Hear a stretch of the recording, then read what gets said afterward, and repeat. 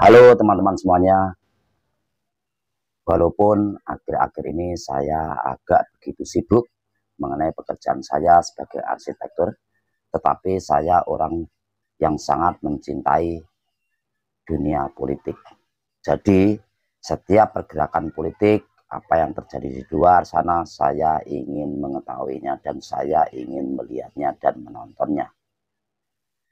Dan akhir ini saya melihat beberapa berita heboh, yaitu mengenai turunnya para mahasiswa dan munculnya dari sivitas akademi yang di berbagai mahasiswa, berbagai kampus telah memperingatkan Pak Jokowi untuk selalu netral dan netral. Karena mereka melihat Pak Jokowi sudah mulai bebas mengeluarkan statementnya dan melihat dari ketidaknetralannya dari segi aparat yang selalu mengganggu kampanye dari pihak paslon lain. Seperti contohnya yang terjadi di Gunung Kidul. Ada beberapa orang warga yang membentangkan spanduk, itu pun spanduk harus direbut oleh aparat keamanan, padahal cuma spanduk. Nah, oleh karena itu mahasiswa mulai sekarang saya liatin mulai gerah dan mulai bergerak. Nah, seharusnya Pak Jokowi harus tetap netral sebagai seorang pemimpin. Seharusnya dia bisa mengemban amanah dalam undang-undang dasar tersebut. Tetapi Pak Jokowi tidak sanggup melakukan itu. Akhirnya para sivitas akademi harus turun tangan dan harus memperingatkan. Mau itu terserah Pak Jokowi mau mengikuti para pakar atau tidak, itu hak Pak Jokowi. Tetapi nanti rakyat akan melihat itu semuanya jika diteruskan terus-menerus. Oleh karena itu mari kita lihat perdebatan para ketua BIM mahasiswa di seluruh Indonesia. Mereka berbagi ilmu dan berbagi argumentasi untuk bagaimana cara mengingatkan Pak Jokowi ini supaya tidak Presiden Jokowi Widodo di Pemilu 2024 yang meresahkan berbagai kalangan termasuk dari sivitas akademisi.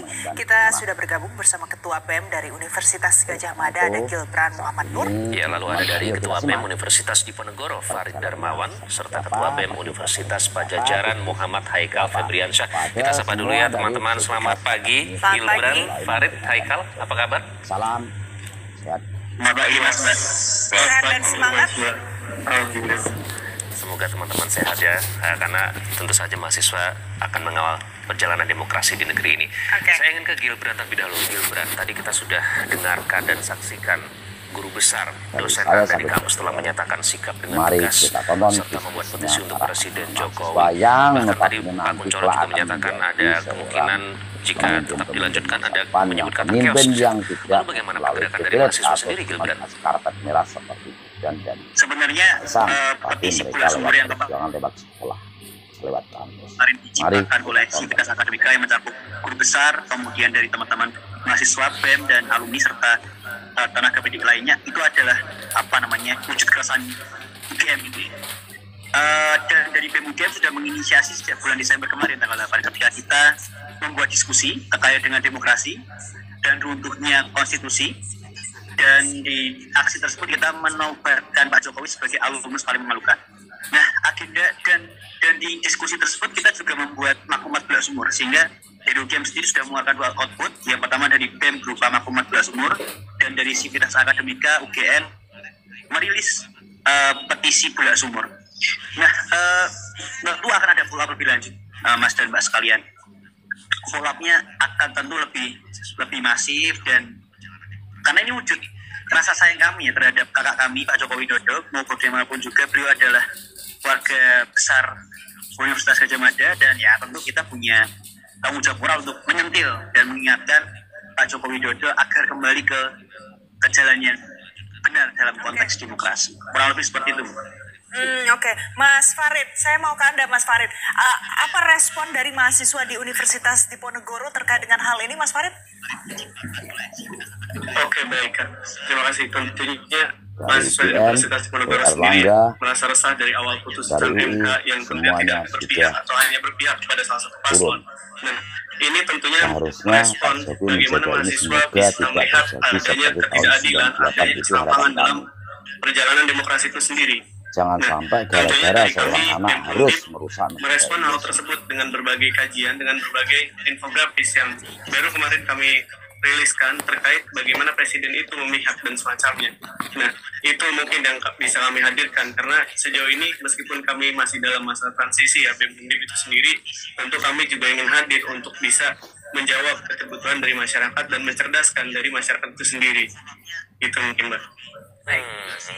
Oke, Gibran dan Farid ya. Kalau Haikal sendiri gimana? Apakah ada respon tersendiri dari teman-teman mahasiswa melihat concern atau kekhawatiran dari para guru besar dan dosen tentunya yang disegani oleh masyarakat? Ya, tentu kita melihat kejadian Sivitas Akademi dan juga para guru besar ini sudah mulai memunculkan taringnya kepada publik bahwa ini menjadi sebuah pertanda bahwa demokrasi hari ini bukan lagi barang yang spesial. Tapi hari ini kita lihat juga dari berbagai pakar, demokrasi hari ini sudah diacak-acak, republik dibuat seperti rasa kerajaan, Pak Jokowi sudah terlalu cawe-cawe, terlalu jauh. Karena memang jelas-jelas ini Pak Jokowi kelihatan ketidaknetralannya, dia benar-benar mendukung salah satu paslon. Makanya oleh karena itu mahasiswa ini mulai bergerak, mulai mengingatkan supaya Pak Jokowi ke jalur track yang benar, supaya tidak terjadi hal-hal yang diinginkan, yang sudah diinginkan sejak tahun 98. Oleh karena itu kami juga pendukung Pak Jokowi selalu mengingatkan dan mengingatkan semoga Pak Jokowi bisa netral dengan hal ini. Atau apalagi terjadi kerusuhan, mengingat kita punya pengalaman buruk di 98 terjadi reformasi dan bukan tidak mungkin reformasi terjadi kembali di 2024. Oke, jadi sebenarnya ketiga dari Anda semua ini menyampaikan kekecewaan, kemarahan, tapi pertanyaannya adalah pada saat mahasiswa kita dulu lihat bercermin ya Iqbal dari tahun 98 kemudian terjadi hari ini mungkin dengan situasi yang berbeda tapi punya sama-sama unsur kemarahan dan keresahan. Saya mau ke Gilbran, apa tindakan konkret yang mungkin dilakukan mahasiswa? Mungkin tidak hanya sekedar menyampaikan kritik, adakah aksi mungkin yang akan dilakukan? Kalau Pak Jokowi membuka telinganya, padahal dari semua sivitas akademi, para pakar, para mahasiswa, para BIM semua juga sudah mengingatkan semua di sini. Tetapi Pak Jokowi selalu masih malah mereka membagikan bansos di pinggir jalan seperti kelontongan, jualan toko, kelontongan kayak gitu yang sangat merendahkan bangsa. Saya juga melihatin juga ikut jadi malu sebagai warga negara. Negara Indonesia tidak semiskin itu, tapi harus kenapa harus bisa melakukan hal seperti itu. Dalam konteks eskalasi isu, ini sudah ada bahan bakar, apalagi dari Sivitas Akademika, guru besar di UGM dan UI sudah semacam deklarasi bahwa rezim kali ini memang remuk dan mencela-mencela dan ya ibarat kata orang tua sudah mengizinkan. Dan ya yang perlu kita lakukan adalah memastikan bahwa gerakan kita unite, perlu kita konsolidasi besar, akbar, dan memastikan bahwa output akhir dari deklarasi kemudian petisi ini adalah aksi massa gitu. Cuman yang perlu kita ingatkan adalah bahwa percuma jika hanya Sivitas Akademika, percuma jika hanya mahasiswa saja yang bergerak. Perlu ada unsur-unsur lain yang ikut menggelorakan ini gitu. Karena akan cukup nonsens, akan cukup percuma ketika yang bergerak cuma sebagian golongan. Kita butuh untuk menggandeng seluruh masyarakat dan yuk kita sama-sama menyentil alumnus paling memalukan UGM. Saya yakin jika Pak Jokowi tidak mendengarkan saran dari para pakar dan para mahasiswa, masyarakat yang lain juga bertani, juga buruh juga ikut turun tangan, juga ikut turun mengikuti langkah mahasiswa. Dan saya sebagai mendukung, saya sebagai projo juga mengingatkan Pak Jokowi saja tidak cukup, kemudian juga akan membuat petisi atau semacam maklumat. Nah, apakah aksi ini juga yang akan dilakukan oleh teman-teman mahasiswa, teman dari Farid dan Haikal juga? Apakah nanti juga akan melakukan aksi konkretnya seperti apa?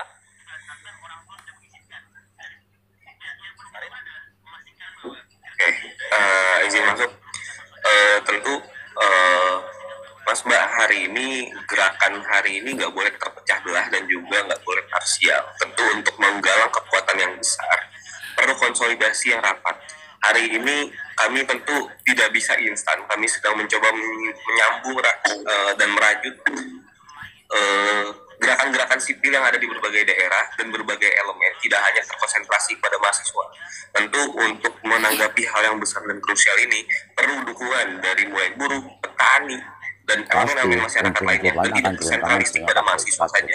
Mahasiswa bisa jadi pemantik, sivitas akademik bisa jadi pemantik, tapi yang turun ke jalan harus bersama. Karena ini bukan hanya soal mahasiswa, karena ini bukan soal juga tentang sivitas akademik, tapi ini menyangkut tentang hidup orang banyak.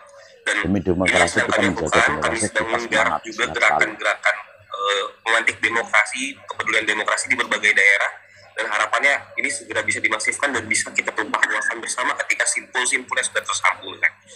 Haikal, apa saja gerakannya? Apakah hanya turun ke jalan saja? Untuk kita akan mencoba berbagai elemen gitu ya, mungkin mulai dari audiensi, memberikan pengajuan ataupun bisa jadi turun ke jalan itu sendiri. Seperti halnya aksi pada umumnya, nggak hanya soal aksi, tapi juga berbentuk kajian ataupun positif sebagai resalan dan rekomendasi kepada pemerintah agar memperbaiki kinerjanya. Farid, kemudian bagaimana aksi yang akan dilakukan oleh teman-teman Undip tadi? Gilbran sempat menyebut kelemahannya adalah parsial, artinya belum bergabung begitu. Apakah nanti akan ada upaya untuk bergabung dengan teman-teman mahasiswa dari kampus lain juga? Semuanya pasti masyarakat, petani, buruh, nelayan semuanya akan turun jika Pak Jokowi tidak mau mendengarkan kata-kata dari para pakar dan dari sivitas akademik. Kami mengupayakan kajian, mengupayakan infografis yang dihadirkan. Kami sebagai pendukung Pak Jokowi juga mendukung mahasiswa mengenai hal ini. Pencerdasan untuk karena Pak Jokowi seolah-olah tidak mendengarkan saran dari masyarakat. Yang didengarkan hanya orang sekitar mereka. Hanya demi anak, dan untuk anak, dan untuk anak. Kekuatan yang lebih besar gitu. Kami tentu membangun komunikasi dengan kawan-kawan lain untuk bisa bergerak, untuk bisa sama-sama mewujudkan demokrasi yang memang dikembalikan atau untuk sebesar-besarnya kepentingan rakyat gitu. Yang mungkin kedepannya nanti kita akan melakukan diskusi-diskusi lagi atau komunikasi dengan kawan-kawan KMUGM sendiri atau dengan BEM Unpad sendiri dan mungkin dengan kawan-kawan lainnya gitu. Baik. Dari tiga ini sebenarnya semuanya senada ya Iqbal ya, tapi yang menjadi pertanyaan adalah apakah para mahasiswa, teman-teman di luar sana dengan berbagai latar belakang dan simpul ini punya visi yang sama atau sebenarnya ada juga yang pro dengan Presiden Joko Widodo dan juga puas dengan kepemimpinan Presiden Joko Widodo. Nanti saya akan minta pendapat Anda bertiga, tapi usai jeda jangan kemana-mana, pemirsa tetaplah bersama kami. Pemirsa, terima kasih Anda masih bersama kami di Metro Pagi Prime Time. Kami berdua masih bersama Ketua BEM dari Universitas Gadjah Mada, ada Gilbran, ada Ketua BEM dari Undip, ada Farid, dan Ketua BEM Unpad, ada Haikal. Saya mau ke Haikal terlebih dahulu. Haikal, ini kita tahu sebentar lagi ya pemilu, nanti 2 minggu lagi kurang lebih. Kalau kalian mau konsolidasi supaya semuanya bisa satu suara dan punya aksi bersama. Menurut Haikal, apakah ini bisa 2 minggu lagi? Ini realistis atau tidak? Bicara tentang realistis apa enggak itu bukan hal yang tidak mungkin, Pak. Karena kami juga sedang menggagas, saya dengan Gilbran juga sedang menggagas sebuah forum namanya Forum Anomali. Kami sudah melakukan datang ke beberapa kota, mulai dari Sulawesi, Jawa Timur, Jawa Tengah, Jawa Barat, dan semua punya keresahan dan juga kesakitan hati yang sama, yaitu terkait pola demokrasi hari ini. Dan api-api semangat di kota-kota ini sudah ada, sudah siap terpantik, tinggal bagaimana disambungkan di ibu kota dan juga ditumpah-ruahkan nantinya. Jadi bukannya hal yang tidak mungkin jika terjadi dalam 14 hari ini terjadinya pemilu tidak tenang, gitu. Pemilu tidak damai bisa jadi, tapi tentu ini juga perlu kalkulasi kembali dan juga perlu dilihat juga apakah sejauh ke depan nanti Presiden akan lebih jauh lagi cawe-cawenya, Presiden lebih kotor lagi cara bermainnya. Jika itu terjadi, bukan hal yang tidak mungkin. Kami akan bergerak dan juga mahasiswa dari berbagai daerah, masyarakat dari berbagai daerah akan datang ke Jakarta, akan datang ke Istana Presiden, rumahnya rakyat, untuk meminta dia berhenti atau bahkan mundur dari jabatannya. Oke, Gilbran, sebenarnya mahasiswa sendiri ini sudah satu suarakah semua atau ada resistensi sebenarnya bagaimana? Apakah ada yang terbelah atau sebenarnya semua sudah kompak ke satu visi semua? Ini pertanyaan menarik, Mas. Ada beberapa mahasiswa yang meskipun sekarang porsinya kecil ya, karena setelah Pak Joko Widodo kemarin statement terkait dengan pasal 299 yang menjadi alat atau legitimasi beliau untuk kampanye, itu suara-suara yang kontra semakin banyak. Ambil saja contohnya di UGM ya, Mas. sentimen negatif terhadap Pak Jokowi selepas beliau memberikan statement itu sangat besar. Sampai ya itulah kenapa kemarin Sivitas Akademika UGM membuat petisi itu, karena riuh-riuh itu sudah mulai kentara sekali dan sudah menjadi mayoritas suara. Kalau dikatakan apakah semua mahasiswa satu visi, tentu tidak, karena tentu ada perbedaan pendapat. Tetapi secara mayoritas dalam konteks UGM sendiri itu sudah timbul kemarahan yang sama. Adapun untuk di tingkat nasional, apakah kondisi tersebut sama di kampus-kampus lain? Saya belum bisa meng-cross-check.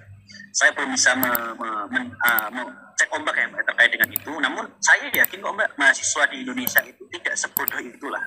Kita tahu betul bahwa pasal 299 yang digunakan oleh Pak Joko Widodo ini, ya dia parsial dan digunakan hanya untuk presiden yang sedang mencalonkan diri.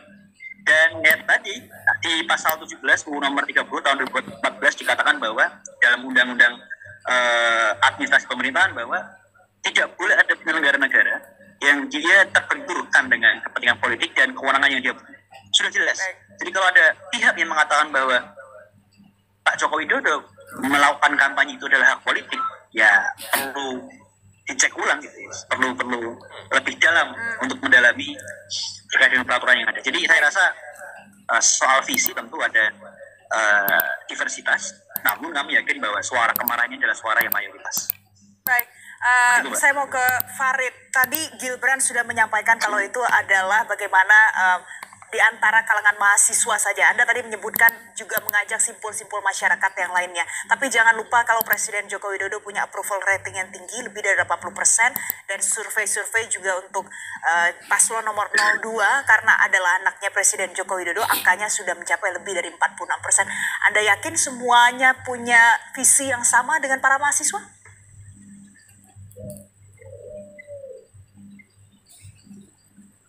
Oke, baik, terkait survei kepuasan dari kinerja Presiden Jokowi sendiri ya, mungkin kita tahu itu terjadi secara subjektivitas juga gitu. Bagaimana di kalangan masyarakat bisa menilai hal tersebut bisa diterima dalam beberapa hal. Tetapi pada faktanya saat ini yang sedang kita hadapi adalah bias antara Presiden sebagai pejabat politik dan juga pejabat negara gitu. Nah, hal ini yang tentunya kami menjadi concern kami gitu, untuk bagaimana kami bisa mengawal demokrasi itu hadir kepada seluruh masyarakat dan adil gitu, tidak hanya berpihak kepada salah satu pihak atau kepada salah satu golongan tertentu gitu. Nah, ini yang mungkin perlu kita upayakan, adanya keadilan, adanya kejujuran atau kedamaian dalam demokrasi itu sendiri. Dalam hal ini mungkin yang konteks yang sedang kita hadapi adalah pemilu itu sendiri. Itu mungkin kalau dari kami. Oke. Kita ke Haikal. Ternyata guru besar dan para dosen sudah terlebih dahulu ya menyatakan sikap tegas mereka. Keresahan ini yang sudah dirasakan terkait dengan situasi demokrasi yang terjadi di Indonesia saat ini berbeda dengan 98. Keresahannya sama, tapi dinamikanya berbeda. Nah, pertanyaannya adalah kapan? Jika Anda tadi bilang realistis, tapi tepatnya kapan, Haikal? Kalau kita mengukur pada hari ini masih masuk masa kampanye gitu ya, yang dimana tentu ini masih menjadi hal yang belum terlihat dengan pasti. Tapi ketika sudah memasuki hari tenang, tetapi ternyata Presiden membuat itu tidak tenang, si Presiden membuat itu tidak damai, ataupun aparat-aparat di bawahannya Presiden yang membuat itu tidak damai, menurut saya bukan tidak mungkin di hari tenang itu jadi tidak tenang gitu, atau bisa jadi tidak damai, dan juga bisa jadi kami turun di jalan ketika hari tenang. Tentu ini akan menjadi PR besar gitu ya bagi kepolisian, bagi aparat negara untuk membendung nantinya, karena tidak akan terjadi pemilu damai jika Presiden masih melakukan cawe-cawe hari tenang nanti. Menurut saya sih di sekitaran tanggal-tanggal segitu, Mas. Lewat apa nanti kalian akan berkoordinasi satu sama lain? Terhubung, Mas, mahasiswa se-Indonesia itu terhubung dari berbagai aliansi, mulai dari ada BMSI Kerakyatan, BMSI Rakyat Bangkit, ada BEM Nusantara, BEM PTMI, dan lain sebagainya. Kita terhubung melalui simpul-simpul, dan juga terhubung juga dengan simpul-simpul elemen masyarakat lainnya. Jadi sebenarnya tinggal menyambungkan simpul-simpul, terutama pimpinan-pimpinan aliansinya, dan bukan tidak mungkin nantinya akan tersambung kembali dan juga turun ke jalan bersama. Baik, tadi sudah disampaikan oleh Haikal kalau ada rencananya seperti itu. Gilbran, ini ada salah satu mungkin dari masyarakat ya yang menyampaikan pendapatnya yang mengatakan kalau ini sepertinya dengan situasi yang urgent seperti ini sudah banyak indikasi politik dinasti walaupun terlepas dari orang puas dengan Presiden Joko Widodo, tapi sepertinya mahasiswa kurang galak katanya karena tidak ada aksi yang sampai sekarang ini ditunggu-tunggu, tidak ada tindakan nyatanya. Apa tanggapan Anda? Kalau bicara soal aksi, kita sudah melakukan aksi di selepas putusan MK. Kalau tidak salah tanggal 20 Oktober ya kalau nggak salah. 16 atau tanggal 20 Oktober, teman-teman dari mahasiswa sudah melakukan aksi. Namun, gaungnya tidak sebesar itu. Padahal yang hadir di masa aksi, saya rasa mencapai angka 3.000 kalau nggak salah ya. Saya lupa ingat, tapi yang jelas sudah ada aksi. Nah, yang menjadi kendala adalah sekarang, ini memasuki masa-masa regenerasi di beberapa BEM universitas, termasuk di BEM UGM. Meskipun demikian, di akhir tahun kemarin kita coba untuk panting dengan mengadakan diskusi yang saya rasa gaungnya cukup besar, meskipun ada timbul pro kontra di sana. Dan ada pun tadi sempat disinggung soal approval rating, saya rasa itu masih bisa menjadi ganjalan gitu. Kita terlalu fokus pada approval rating yang sebenarnya tingkat kepuasan bukan berarti malah tidak resah gitu.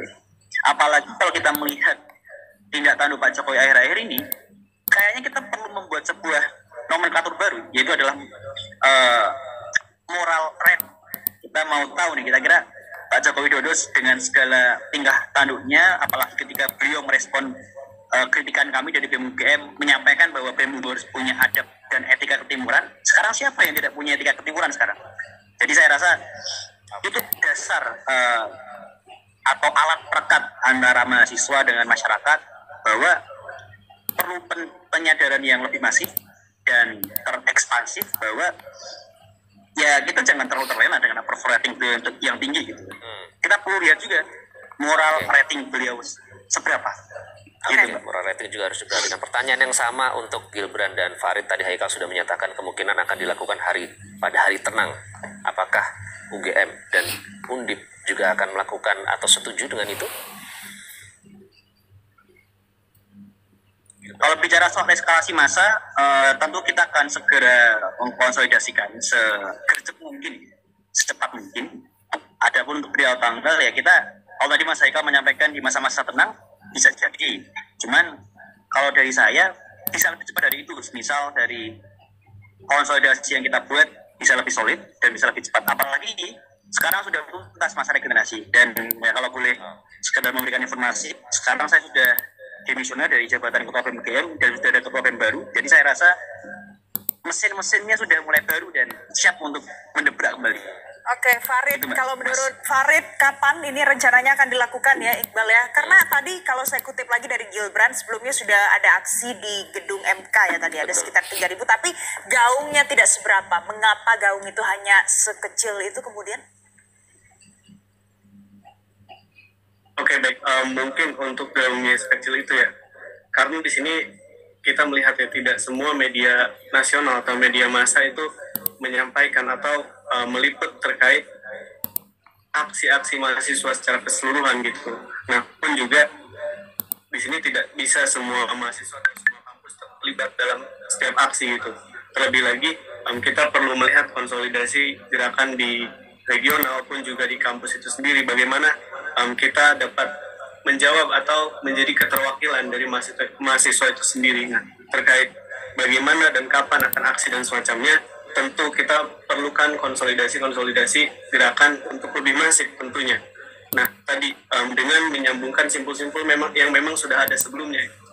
Hal ini yang masih perlu dicoba oleh kami, kawan-kawan BEM Undip bersama kawan-kawan gerakan lainnya. Tentunya terlebih kawan-kawan di Semarang dan Jawa Tengah. Oke, baik. Terakhir untuk Gilbran, Farid, dan Haikal. Sudah banyak sekali pihak yang mengingatkan. Dan bukan orang biasa yang mengingatkan. Tokoh-tokoh negara, tokoh bangsa, semua sudah mengingatkan. Tapi ternyata berbeda begitu dengan yang dilakukan hingga sampai saat ini. Nah, kalau nanti seruan ini tetap tidak didengarkan, apa yang akan dilakukan oleh teman-teman mahasiswa? Apakah mungkin akan bisa menggunakan, kalau sejumlah analis menyebut people power, begitu? Gilbran.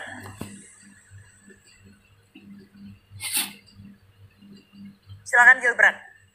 Tentu, oke. tentu itu menjadi salah satu kemungkinan yang bisa terjadi apabila jika dari pemerintahan Pak Jokowi tidak segera melakukan pertobatan gitu kan, menghentikan segala tidak tanduk yang minca-minca tersebut gitu.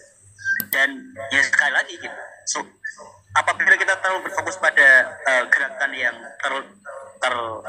kotak-kotakan dalam konteks mahasiswa, ya kita perlu segera mencopot kotak-kotak itu. Kita perlu segera menggandeng masyarakat secara umum dan pastikan bahwa gerakan ini bisa semakin masif. Dan saya rasa gerakan ini jangan hanya terhenti di ekstraparlementer. Kita juga harus memastikan bahwa intraparlemen yang ada di DPR, yang ada di Senayan juga punya political willing yang sama. Karena akan cukup percuma ketika gerakan kita cukup besar tetapi tidak ada political willing yang kuat di dalam parlemen itu sendiri. Karena kalau kita bicara di tahun 98 itu tidak hanya sekadar mahasiswa yang bergerak. Di sana ada menteri-menteri kabinet yang sudah mulai diinisiasi di sekarang ini oleh beberapa menteri. Dan ya mungkin kondisinya mirip-mirip meskipun saya rasa dalam konteks suhu gitu ya, panasnya mungkin tidak sepanas 98 karena kita tidak punya ekonomi yang berdampak. Bagaimana Faris?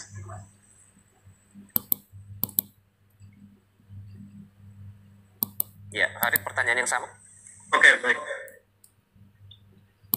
Memang bukan tidak mungkin ya ketika Presiden Jokowi dan jajarannya tentu melakukan hal yang memang saat ini kami rasa dinilai sudah melewati batas gitu. Dalam hal ini juga tentunya perlu dimulai gerakan-gerakan yang memang menghadirkan gerakan besar atau tadi kita sebut people power itu sendiri ya.